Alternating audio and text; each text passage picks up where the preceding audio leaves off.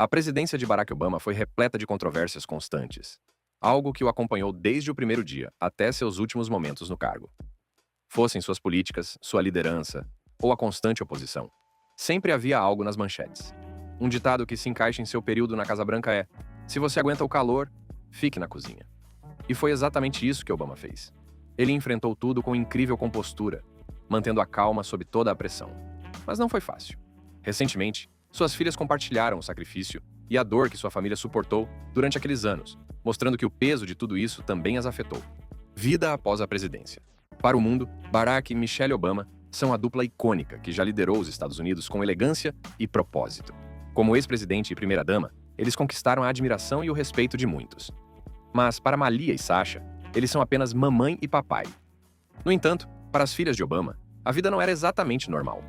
O período do pai delas na Casa Branca coincidiu com a explosão da rede social. Isso significava que todos os seus movimentos, roupas e expressões estavam sob os duros holofotes do escrutínio público. Enquanto a maioria dos adolescentes passa por fases incômodas em particular, Malia e Sasha tiveram de suportar tudo isso com o mundo observando, e às vezes criticando. Embora a era Obama tenha acabado, a atenção do público não desapareceu. A mídia ainda acompanha de perto suas vidas, às vezes levando a família a ser envolvida em controvérsias. Recentemente, Malia e Sasha Obama falaram sobre alguns dos estranhos rumores que ouviram sobre sua mãe, Michelle. Um dos mais ultrajantes? Que ela não é a mãe verdadeira delas e que já foi um homem antes de se tornar uma mulher. Em junho de 2023, o podcaster conservador Jason Whitlock colocou lenha na fogueira com um episódio de podcast de 124 minutos em que questionou o gênero de Michelle. Ele incentivou seu público a considerar a possibilidade de ela ser uma mulher transgênero que mantém sua identidade em segredo. Whitlock não parou por aí. Ele também lançou a ideia de que Barack Obama poderia ser gay. Apesar das inúmeras verificações de fatos que desmentem essas afirmações, a teoria se recusa a morrer. Ela continua aparecendo em plataformas conservadoras, sendo repetida com tanta frequência que até levou à criação de fotos alteradas digitalmente que alegam mostrar Michelle como um homem.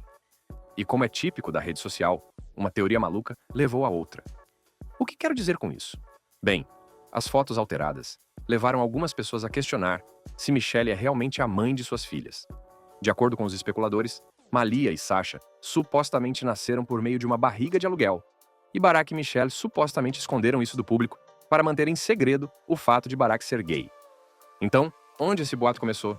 A alegação de que Michelle Obama é uma mulher trans está circulando na internet desde 2008, mas ela realmente ganhou força em julho de 2014, quando a falecida comediante Joan Rivers foi flagrada pelas câmeras em Nova York chamando Barack Obama de gay e usando um xingamento transfóbico para descrever Michelle. O clipe se tornou viral, apesar de não haver nenhuma evidência para apoiar suas afirmações. Apenas 2 meses depois, em setembro de 2014, Rivers faleceu, mas o vídeo continuou circulando online. Após a morte de Rivers, surgiu uma nova onda de teorias da conspiração, alegando que os Obamas tinham algo a ver com isso. Parecia que eles não conseguiam se desvencilhar. Na verdade, Rivers faleceu dias depois de parar de respirar durante uma endoscopia de rotina. Na mesma época, Alex Jones, fundador do InfoWars e um conhecido teórico da conspiração, entrou em cena para ampliar o boato. Jones, que enfrentou uma enorme reação negativa por divulgar falsas alegações, como suas mentiras sobre o tiroteio de Sandy Hook em 2012, descreveu Michelle em termos ofensivos, até mesmo comentando sobre seu físico, dizendo que ela tinha ombros mais largos do que os de um homem. Malia e Sasha compartilharam como sua mãe chorava em particular, mas ainda assim conseguia sorrir em fotos, ao lado de pessoas que insultavam publicamente a ela e a seu pai em rede nacional de televisão. Um exemplo que elas lembraram foi o de 2016, quando o ex-congressista Jim Sensenbrenner disse a um grupo da igreja que Michelle não tinha o direito de liderar uma campanha contra a obesidade por causa de sua bunda grande. Seu comentário provocou reações negativas, e ele acabou pedindo desculpas a Michelle, depois que Ann Marsh Meigs, de 72 anos, membro da igreja, o criticou. Agora, quando a imprensa não está focada em Michelle ou Barack, ela está focada em seus filhos. Todos nós esperamos que as figuras políticas mantenham um bom caráter 24 horas por dia, 7 dias por semana. Faz parte do cargo para o qual se inscreveram. Mas e quanto a seus filhos? Eles não escolheram estar sob os holofotes, mas também são constantemente examinados. Veja o caso de Malia Obama, por exemplo, que foi criticada por perder a calma com uma senhora idosa que pedia uma foto. O incidente aconteceu do lado de fora de um restaurante, onde a mulher viu Malia, ficou animada e pediu uma foto para seu neto. Malia, de acordo com testemunhas, recusou educadamente. Mas como qualquer pessoa familiarizada com a fama sabe, não nem sempre significa não para algumas pessoas. A mulher esperou que Malia terminasse sua refeição e pediu novamente. Nunca saberemos se Malia estava tendo um dia ruim, se não gostou da refeição, ou se apenas queria ir para casa em paz. Mas ela acabou se irritando, dizendo: "Você vai me bater na cara como um animal em uma jaula? Um pouco duro? Talvez. Mas será que a senhora idosa merecia isso? Bem, mais ou menos. Especialmente porque ela foi em frente e tirou a foto de qualquer maneira, depois que Malia já havia dito não, e mesmo depois de ela ter se irritado. Essa não foi a única vez que Malia e Sasha se viram na mira da mídia. Pouco tempo depois de a maconha ter sido legalizada em Illinois, Malia, de 18 anos, foi alvo de críticas por supostamente ter adquirido o que alguns chamaram de pior hábito de seu pai. Em 2016, ela foi flagrada pelas câmeras no festival Lollapalooza, fumando o que parecia ser um cigarro de maconha. Este ano, Sasha se viu em uma situação semelhante ao ser flagrada fumando um cigarro. As reações foram intensas, com os críticos não só atacando Sasha, mas também mirando nas habilidades parentais de Barack e Michelle. Alguns chegaram ao ponto de afirmar que Donald Trump poderia ser um pai melhor. No entanto, as habilidades de Barack e Michelle como pais já vinham sendo examinadas antes mesmo do incidente com o cigarro. Cerca de 5 meses antes do aniversário de 21 anos de Malia, em 2019, ela foi fotografada em uma festa na piscina de Miami, compartilhando uma garrafa de rosé Whispering Angel com seus amigos. Considerando as rigorosas leis da Flórida sobre o consumo de álcool por menores de idade, muitos se perguntaram quais consequências Malia poderia enfrentar. A resposta? Nenhuma. Naturalmente, isso gerou críticas e muitas reações do público. Mas há um ditado que diz que é melhor chorar em um Lamborghini ou em uma mansão do que ao sol. Por que eu digo isso? Bem, no momento em que você está assistindo a este vídeo, foi confirmado que os Obamas têm 3 casas, com outra em especulação. É seguro dizer que os Obamas fizeram uma transição perfeita da Casa Branca para uma vida de luxo e influência, vivendo sua melhor vida, sem deixar de ser compreensíveis. Veja, por exemplo, sua propriedade de 11 milhões e 75 mil dólares em Martha's Vineyard. É puro material de casa dos sonhos, uma extensa propriedade de 29 acres com uma mansão de quase 7 mil pés quadrados, uma piscina, acesso privado à praia e vistas que são nada menos que deslumbrantes. Depois, a sua casa de 8 milhões e 100 mil dólares, no sofisticado bairro de Kalorama, em Washington, D.C. Essa obra-prima de 9 quartos se tornou o principal local de moradia após a saída da Casa Branca, dando a Sasha e Malia uma base estável para terminar os estudos. Sua jornada imobiliária começou, na verdade, em 2005, logo depois que Barack entrou para o Senado dos Estados Unidos. Foi quando eles compraram uma mansão em estilo georgiano em Hyde Park, Chicago, por cerca de 1 milhão e 600 mil dólares. É uma beleza clássica, com tijolos vermelhos, colunas brancas, 6 quartos e 6 banheiros, combinando perfeitamente charme e conforto. E ainda há o Havaí. Já faz algum tempo que circulam rumores sobre uma possível 4ª propriedade em Oahu, um dos locais de férias favoritos dos Obamas. Embora nada tenha sido confirmado oficialmente, eles têm alugado a casa regularmente durante o inverno e os feriados, alimentando a especulação de que ela poderá ser deles algum dia. Independentemente de serem 3 ou 4 casas, uma coisa é certa: os Obamas dominaram a arte de viver a vida em alta, mantendo-a com classe e de forma compreensível. Então, honestamente, se eu fosse eles, vendo todos os comentários maldosos enquanto descansam em uma mansão em algum lugar exótico que a maioria das pessoas nem sequer ouviu falar, eu aceitaria isso a qualquer momento. Agora, apesar de enfrentar muitas críticas, é importante observar que os Obama ainda são amplamente admirados. Tanto Barack quanto Michelle Obama foram elogiados por suas habilidades paternas, graça e compostura. Mas e quanto ao tempo de Barack no cargo? Quanto antagonismo ele enfrentou, especialmente do futuro presidente Donald Trump? Conflitos políticos. Na política, há uma regra tácita que diz que, quando um presidente deixa o cargo, ele normalmente se afasta das batalhas políticas, a menos que um membro da família se envolva. Mas Barack Obama não seguiu essa tradição. Durante a Convenção Nacional Democrata de 2020, ele usou uma linguagem excepcionalmente incisiva para um ex-presidente, chamando Donald Trump de preguiçoso e inapto para a presidência. Ele acusou Trump de tratar a presidência como nada mais do que um reality show para alimentar seu desejo de atenção. Trump, por sua vez, respondeu no início deste ano em um comício na Geórgia, acusando Michelle Obama de ser desagradável com ele. Ele afirmou que sempre tentou ser respeitoso e gentil com ela. É interessante notar que, se você voltar um pouco no tempo, Trump já falou muito bem dos Obama. No início da presidência de Barack Obama, Trump o descreveu como um cara muito capaz e um ótimo orador, chegando a dizer que Obama estava fazendo um bom trabalho, considerando as circunstâncias difíceis que herdou. Então, como o 44º presidente dos Estados Unidos e o agora presidente eleito acabaram em uma briga tão grande. A tensão remonta a 2011, quando Trump começou a promover a alegação infundada de que Obama havia nascido secretamente no Quênia e, portanto, exercia ilegitimamente o cargo de presidente. De acordo com o livro de Michael Cohen, Disloyal, a memoir, a antipatia de Trump por Obama chegou a um nível extremo. Cohen afirma que Trump até contratou um sósia de Obama para estrelar um vídeo bizarro em que ele zombava e simbolicamente demitia o primeiro presidente negro. A persistente conspiração Birther de Trump, que alegava que Obama não havia nascido nos Estados Unidos, foi encerrada quando as autoridades do Havaí divulgaram a certidão de nascimento de Obama. Mas Obama não resistiu a uma resposta incisiva. No jantar dos correspondentes da Casa Branca de 2011, Obama mirou em Trump, que estava na plateia. Donald Trump está aqui esta noite. Ninguém está mais feliz em encerrar o assunto da certidão de nascimento do que o Donald, brincou Obama. Em seguida, ele brincou sobre o foco de Trump em teorias conspiratórias bizarras, como a falsificação do pouso na Lua, e zombou da experiência de Trump como astro de reality show. Por mais de 2 minutos, Obama ridicularizou Trump, mostrando até mesmo uma imagem satírica da Casa Branca, transformada em um hotel e cassino vistoso com a marca Trump.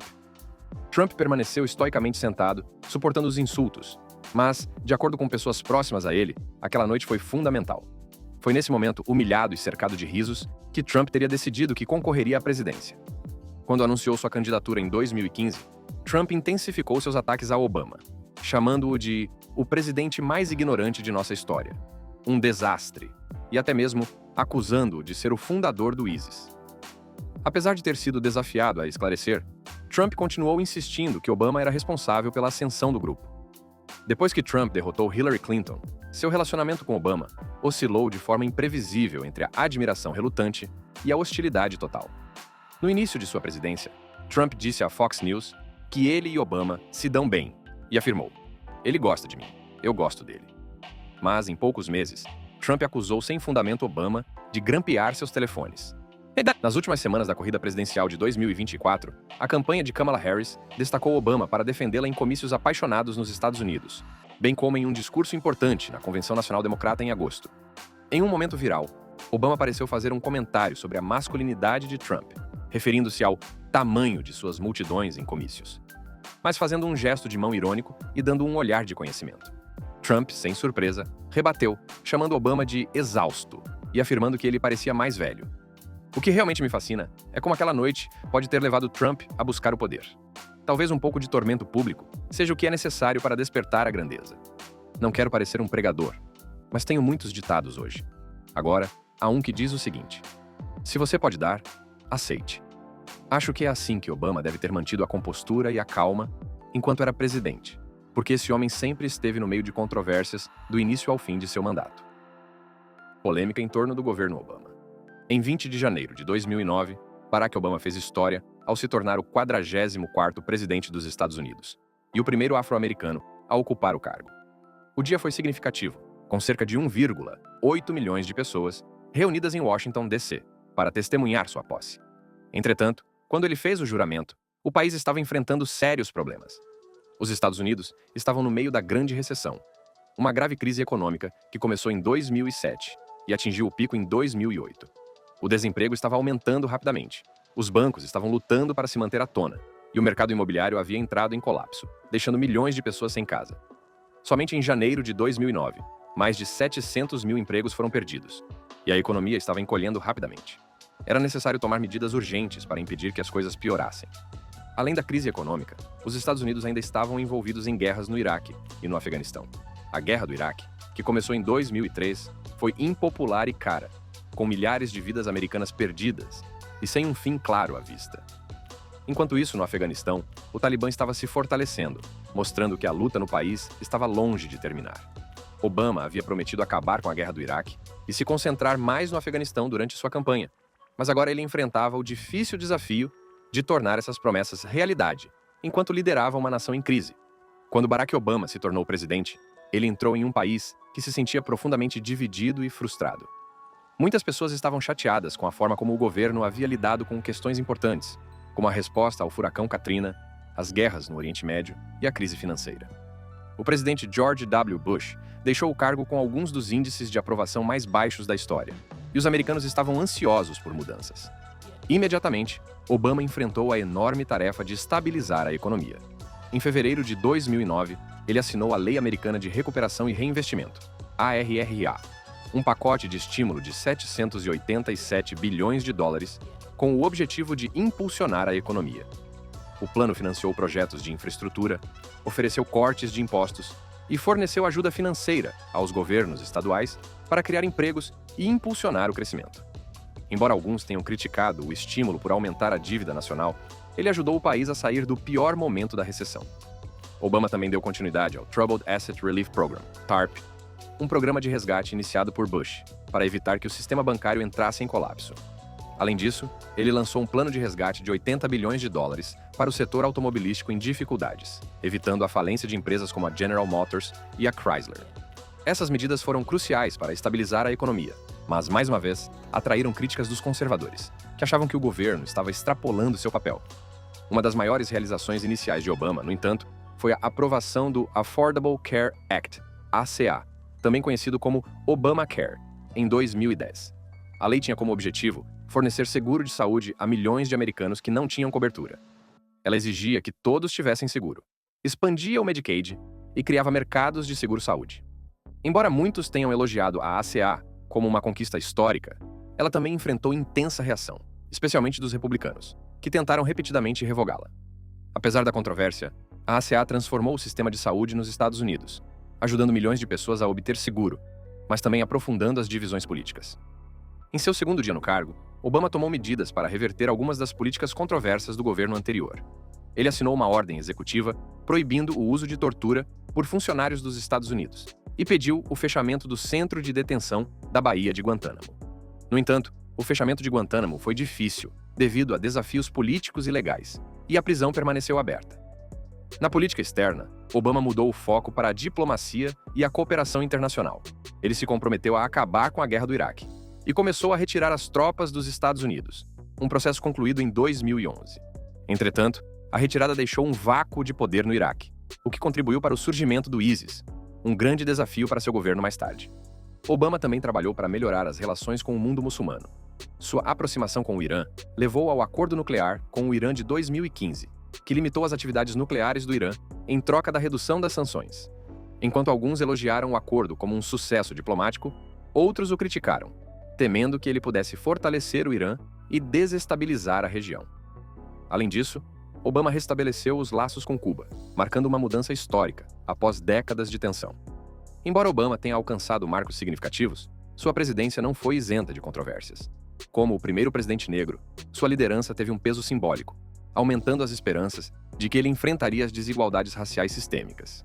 No entanto, lidar com as complexas questões de raça e aplicação da lei provou ser um dos aspectos mais desafiadores de sua presidência, e os resultados nem sempre atenderam às expectativas do público. Um dos incidentes raciais mais significativos durante a presidência de Obama foi a trágica morte de Trayvon Martin. Em 26 de fevereiro de 2012, Trayvon, um adolescente negro, estava voltando para casa de uma loja de conveniência com uma lata de chá gelado e um pacote de Skittles, quando George Zimmerman, um voluntário da vigilância do bairro, o viu. Zimmerman chamou a polícia, alegando que Trayvon parecia estar tramando algo ruim ou que estava usando drogas ou algo assim. Apesar de ter sido instruído pela polícia a não persegui-lo, Zimmerman seguiu Trayvon, levando a um confronto que terminou com Zimmerman atirando fatalmente no adolescente. Ele alegou legítima defesa e foi absolvido de todas as acusações em 2013. O veredicto desencadeou protestos em todo o país e repercutiu profundamente em Obama. Ao refletir sobre o incidente, Obama compartilhou uma conexão pessoal, dizendo que Trayvon poderia ter sido ele quando adolescente. Ele contou experiências de sua juventude, como mulheres segurando suas bolsas quando ele entrava em um elevador, ou ouvindo as portas dos carros se fecharem quando ele passava.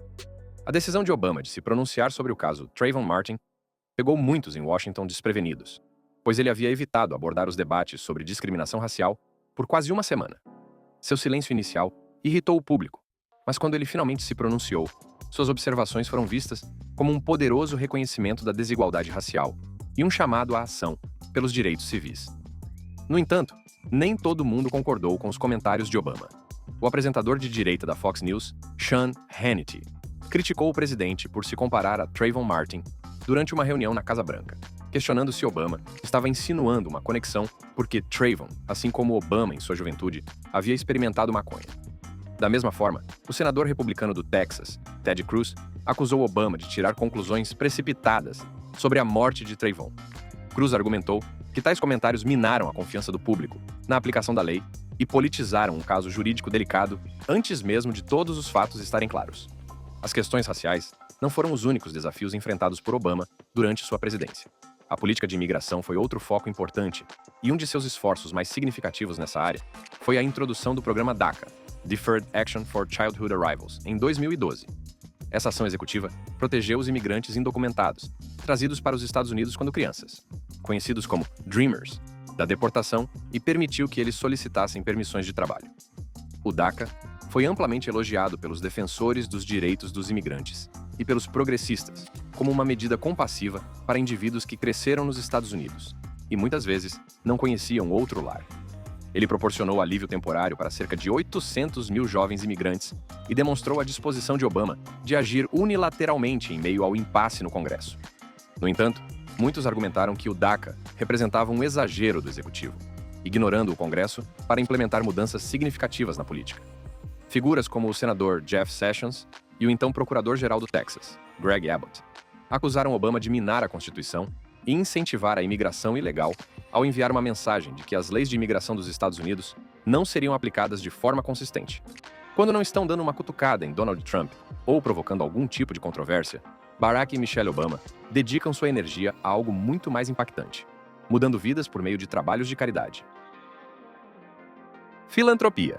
Desde que se afastaram da Casa Branca, eles fizeram da retribuição sua missão, concentrando-se em justiça, melhor educação e oportunidades para todos.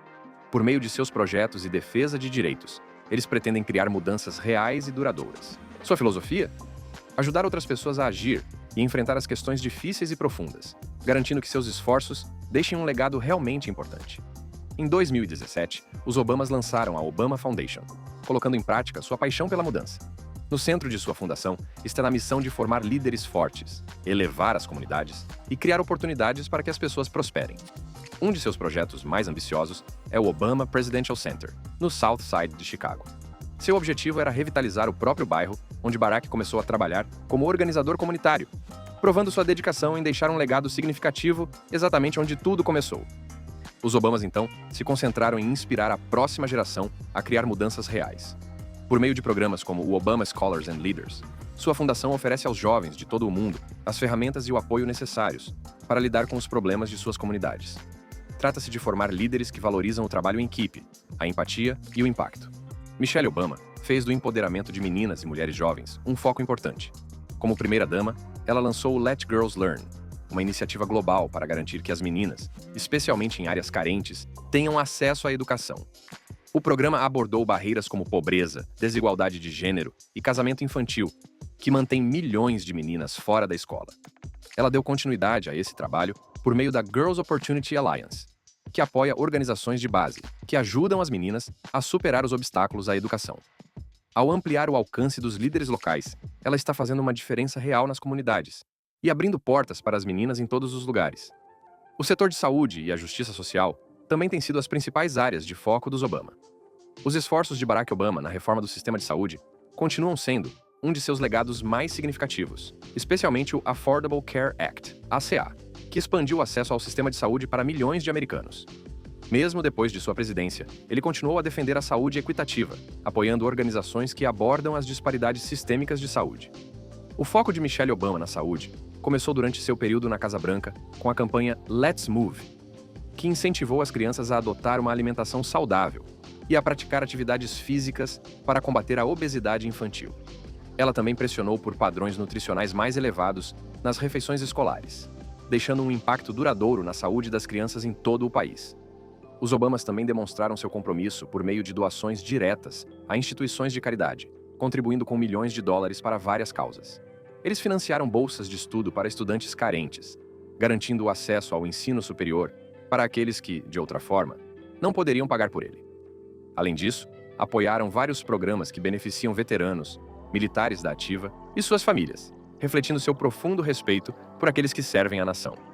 A narração de histórias se tornou outra ferramenta poderosa em seus esforços filantrópicos. Por meio de sua empresa de produção, a Higher Ground Productions, eles destacaram questões sociais e econômicas importantes por meio de filmes e documentários. Entre os trabalhos notáveis estão American Factory, vencedor do Oscar, que explora as complexidades da globalização, e Becoming, que narra a vida e as experiências de Michelle Obama. Esses projetos amplificam diversas vozes e inspiram o público a refletir sobre os desafios e a resiliência das pessoas em todo o mundo. Depois de deixar o cargo, os Obama teriam ganhado muito dinheiro com contratos de livros, palestras e outros empreendimentos. Naturalmente, alguns críticos apontaram a diferença entre sua riqueza e seus esforços de caridade. Eles levantaram a seguinte questão: todo esse dinheiro corresponde ao seu trabalho filantrópico? Alguns argumentam que seu sucesso lhes dá o poder de causar um impacto maior, enquanto outros acham que seu estilo de vida luxuoso pode prejudicar sua credibilidade como defensores da justiça social. Mas, sinceramente, parece que Barack e Michelle não estão se importando com as críticas. Como se costuma dizer, se você não suporta o calor, saia da cozinha. E eles estão claramente permanecendo nela. Que bom para eles. Por meio da Fundação Obama, de sua defesa global e de suas contribuições pessoais, eles abordaram questões importantes como educação, saúde e justiça social. Seu legado de doações mostra que a liderança vai muito além da política. Ela inspira as pessoas a agir e criar comunidades mais fortes e justas. E com seus esforços contínuos, eles estão garantindo que seu impacto continuará a fazer a diferença para as próximas gerações. Ei, você chegou até o final do vídeo. Parece que você gostou. Por que não dar uma olhada nesses outros vídeos na sua tela? Veja se você também gosta deles.